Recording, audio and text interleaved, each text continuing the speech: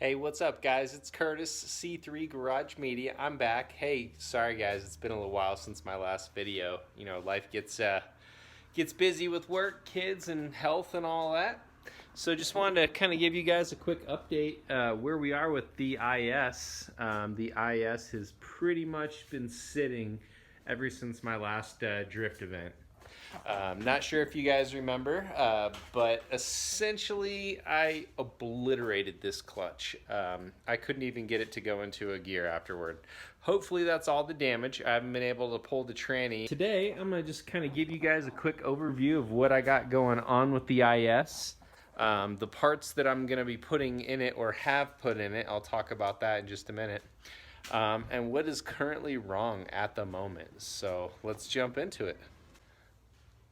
So I first want to just start by explaining I am not going to be putting in my own clutch this time. If you guys want to see how to do a clutch on this car, you can look back in my videos like, I don't know, maybe a year ago. No, actually, maybe a year and a half ago.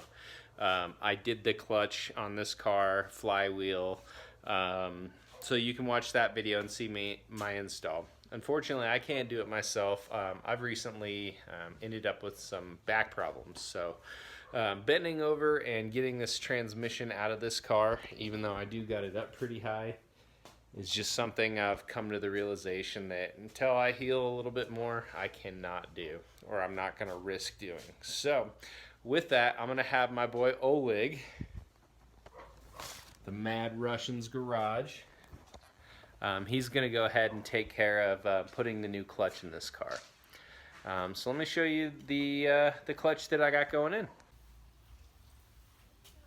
Alright, so the clutch that I've chosen, it's a center force, it's a stage 3, a dual friction compound on the pad.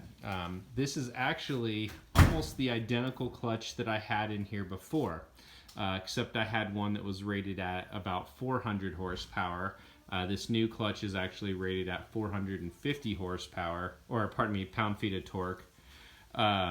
Which I'm putting out 425 horsepower right now, so I know torque-wise I'm not even in the ballpark of the max of this. But I really like this clutch for a couple of reasons. Number one, it held the power really well. 2 years of drifting, beating on it, and making a lot of mistakes.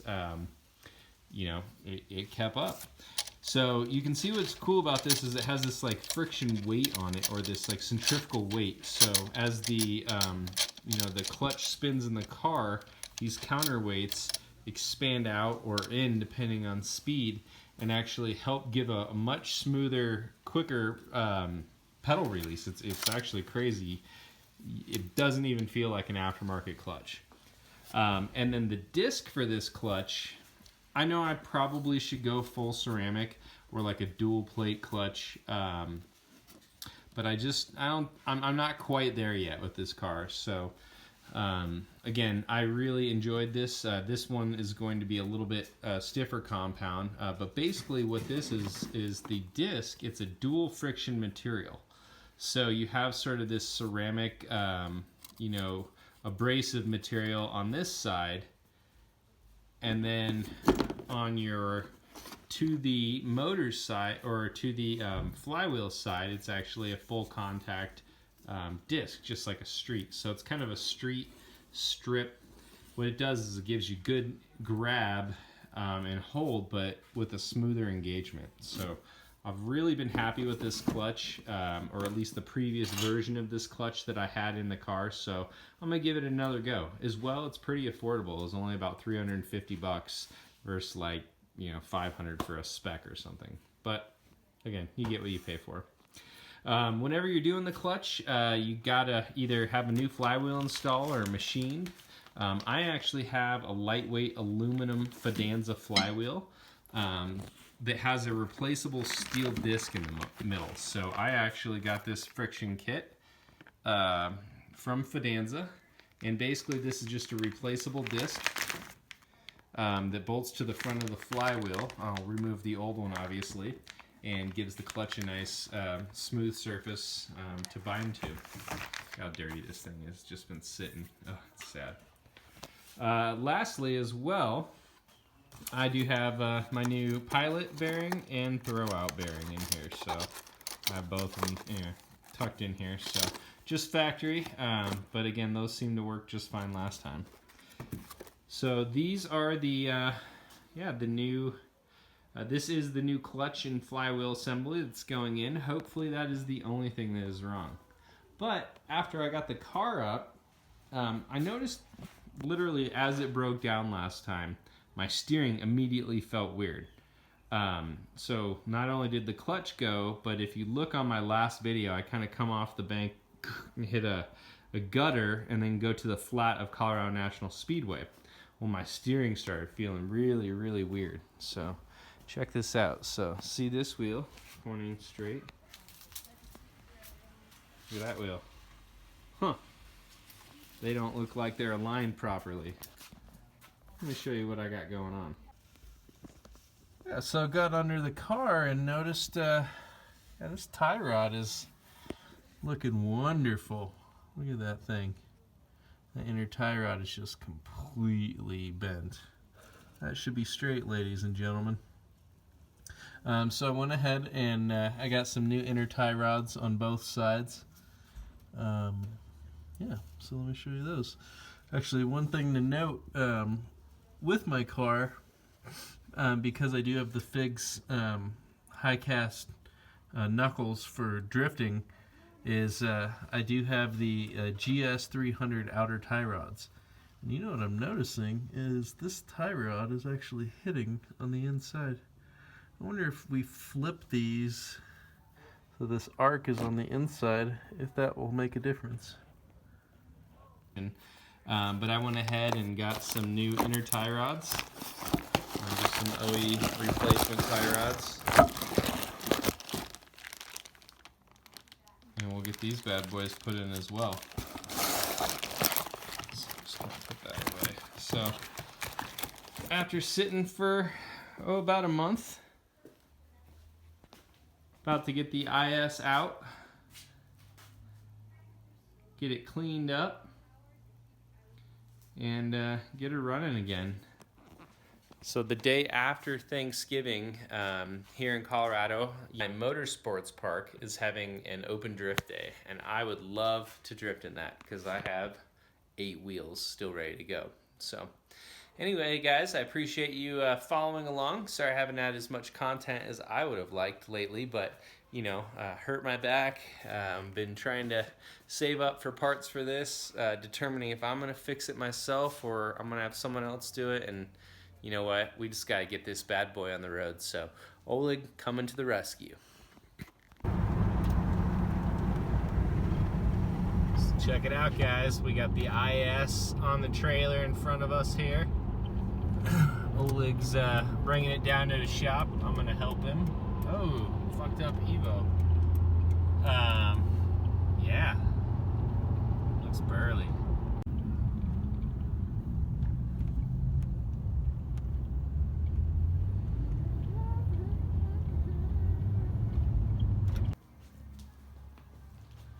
All right, so we're here picking up the IS from Oleg's shop, the Mad Russian Garage.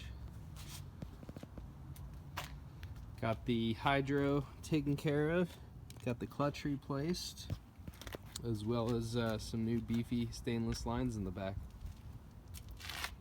So, IS is looking sick. Get her cleaned up, get it home.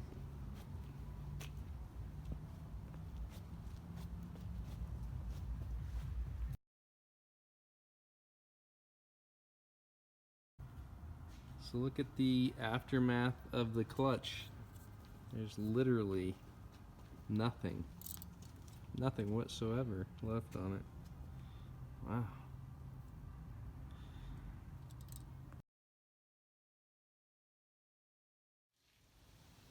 Alright guys, so rounding out our drift preparations for our next event. Couple things I'm gonna do is, so number one, I noticed I had an exhaust leak at my turbo. That exhaust leak was pretty evident because it was blowing on the heat shielding down here, and I could literally see this moving when I would step on the gas. So pulled off the turbo, and obviously my heat wrap is just kind of fucked up from rubbing on things, so I'm going to try to get all of this cleaned up. I want to rewrap my downpipe. But yeah, let me show you guys why I had such a leak on my turbo. So literally, this metal gasket is just effed. It's gone. So whether it's a combination of rust, boost, pressure, things getting loose or not loose, this gasket's gone. So I got a new T4 turbo flange gasket flange gasket on the way. As well, another thing that I'm gonna do, I've noticed just a small like smell of oil coming off the oil drain line from the turbo. If any of you guys have ever purchased a CX Racing turbo kit, they give you just a standard turbo flange that sits on here, but will not allow the drain line to drain properly. Let me show you. This would go on here, and then you'd have to route your drain line out, your flexible drain line. Well, these flexible drain lines need to go kind of in this direction, or it'll pinch on the manifold or not allow the turbo to sit flush. So what I had done in the past to remedy this is I literally kind of jankied my own drain line out of plumbing fixtures. This actually would sit just right here and give me the way to get the drain out of my turbo.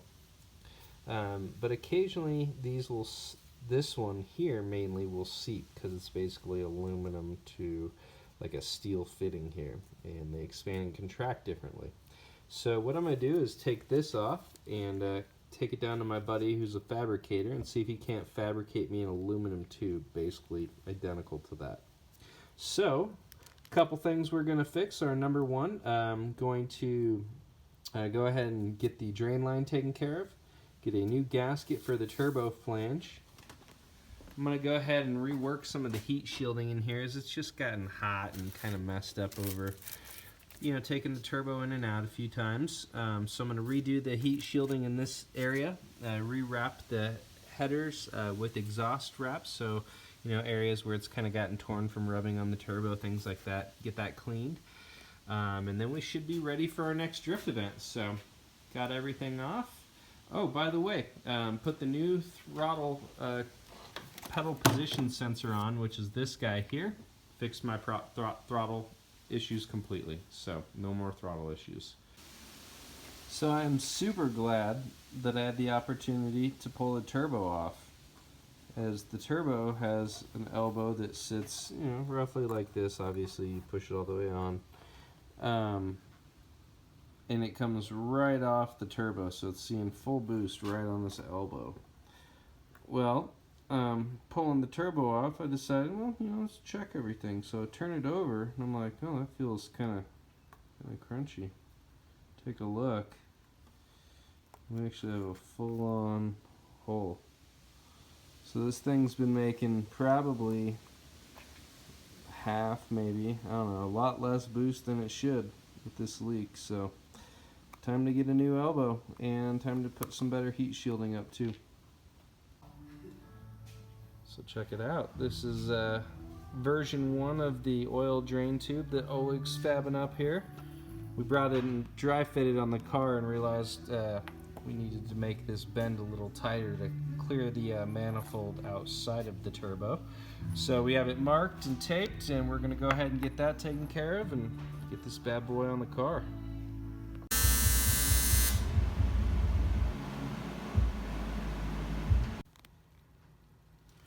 Alright, so here is the semi-finished product. Go ahead and make sure that gasket's in place. Tighten her down. So you can see that that heat shield, you know, is pretty shielded from the turbo here. It's coming out the bottom. Still nice, good drainage all the way along, and I don't have to worry about that thing wiggling loose ever again. Continuing on the progress here, so we got the turbo bolted in. I Loctited the fuck out of those, and I have new lock washers on every bolt. So hopefully that should hold them, even if the Loctite burns up a little bit. You can see how that drain has to come out side of the header manifold. So I know some people who've had this kit have actually messaged me and said, you know, what was your solution? And this is the best I could find. I've burned up a ton of oil lines. So again, with the heat wrap, you know, it tends to be a pretty good solution. Again, the pipe fitting one I had just kept wiggling loose. So I have it coming out of the turbo, and then I have a high temp silicone line I use to go down to the block. If you look down there,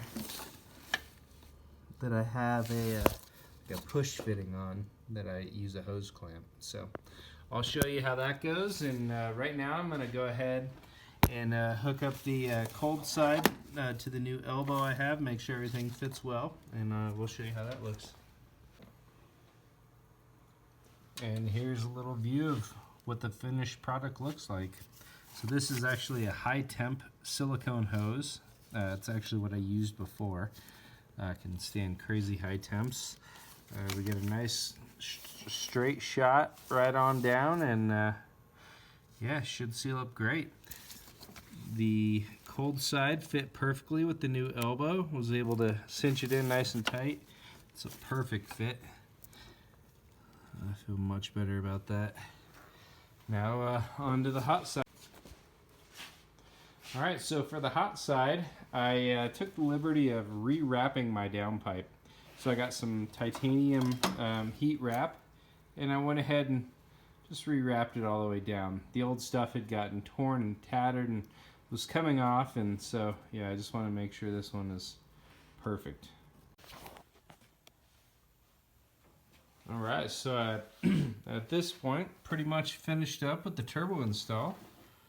You can see I bought a turbo blanket, but man, just getting it to fit in this tight ass space is not easy, but I do have it in there. Again, you can see I wrapped the entire area with this heat shielding, and then rewrapped the downpipe as well. Got my coolant lines, my oil line, my return, everything's hooked up. The downpipe's fully hooked up, and the exhaust. My cold side is hooked up down to the intercooler. I just need to put the intake back in and plug in my sensors, and we should be ready to rock and roll, ladies and gentlemen. We'll give it a try. Alright, we got it started up. Just burning off some oil and stuff that is spilled, but let her go through a heat cycle or two and see how she rides. Turbo's spinning nicely. Bunch of oil burning off. Alright, ladies and gentlemen. So after about 5 minutes of idling, just to let it burn off all the oil and shit that got on the heat wrap, and the turbo, and the coolant spills, and we're good, man. Everything looks good. There's still a little bit burning off right now, but for the most part, it's all gone. I mean, it's so cool here. I can put my hand over this blanket, so that's definitely working big time. The drain looks really good. You know, it's not too hot in there. This exhaust wrap around this area really seems to help keep down the temps. Turbo is spinning nicely.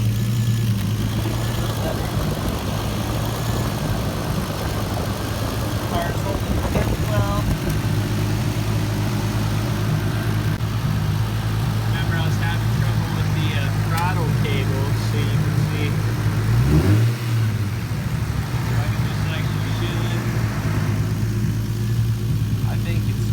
So, clutch fixed, tie rod fixed, turbo elbow fixed, turbo drain line fixed, new heat wrap on the header, new heat wrap on the downpipe, new turbo blanket.